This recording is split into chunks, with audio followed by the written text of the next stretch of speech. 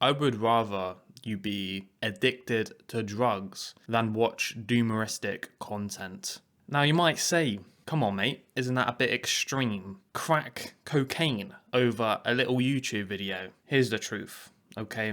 You don't understand what this is doing to your goddamn mind. At least when you're doing crack, at least with a crack addiction, there is going to be a point where you hit a wall, and because you hit the wall, that is going to create a catalyst for change. That is going to create a catalyst where you go and you shoot off into your desired destiny and you won't let anyone stop you. Because what is the alternative? More crack? No, you're already done with that. You're already done with being an addict. The problem with this doomeristic content is it puts you in this state that you can't really escape from, because it's not worse enough for you to demand change, and it's kind of feels good, right? The world sucks. Everything sucks.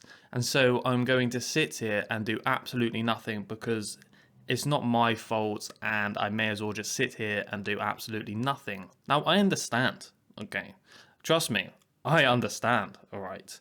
I understand the world is an absolute shithole. I understand psychopaths rule the goddamn world. I understand pedophiles rule the world. I understand there's literally no option for our generation. I understand the problems with the modern world. I get it. But you have to be aware of your choices. You have to be aware that no choice is still a choice.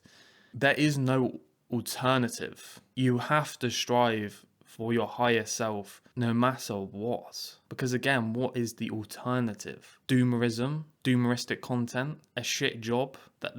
When you watch doomeristic content, that is going to be your life. That is your manifestation. That is what you're going to be. Whatever you consume, that is who you are. Just as you are what you eat. You are what you watch.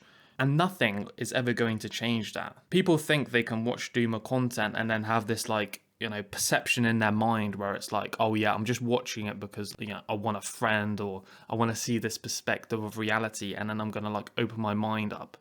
That's fine if you want to listen to that perspective once or twice, but why you keep watching it? If you keep watching it, you will be a doomer. And who does that serve? Ask the bloody question. You say you hate the Matrix, you say you hate the psychopaths, you hate the system, but who wants you to be a doomer? Who wants you to be nihilistic? The psychopaths themselves, okay? I said this in my last video, but I'm proving my point, okay? Mr. Smith says this in The Matrix. Why, Mr. Anderson? Why? Why do you do it? Why get up? Why keep fighting? Do you believe you're fighting for something, for more than your survival? Can you tell me what it is? Do you even know? Is it freedom or truth? Perhaps peace? Could it be for love? You must be able to see it, Mr. Anderson. You must know it by now. You can't win. It's pointless to keep fighting. Why, Mr. Anderson? Why do you persist? Neo. Because I choose to. Neo chooses to with his free will actions, because what is the goddamn alternative? Doomer nihilism like Mr. Smith wants you to be?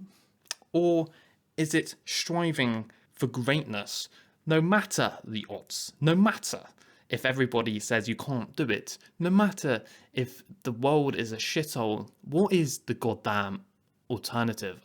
A 9-to-5, mediocrity, nihilism? You may think that the world is over, that Gen Z is cooked, but oh man, if you knew what's coming, oh boy. You see, if you press someone into a corner where there's no other direction to go, if you suffocate them so much, what's going to happen? Are they just going to sit there and do absolutely nothing? You might say, yeah, maybe, but why would you? You would have to try and escape and push all your force outwards, because what's the alternative? To sit in the corner and suffocate and die? This situation is not a unique situation in all of human history, right? This unique circumstance that we're currently under, it's happened thousands of times. And do you know what happens in history when the world is like the way it is now, do you know what happens like 10 years down the line? A renaissance. Yes, that's right. You birth the greatest civilization and the greatest period after a period of darkness and a period like this. But only if you believe and know it as so. Because belief is the matrix. And you are what you believe. And you are your perceptions of reality. So, if a Gen Z renaissance is coming, what are you doing, my guy? What are you doing? Watching Doomer content? Nice, real nice. Well done. You're definitely defeating the Matrix there, mate.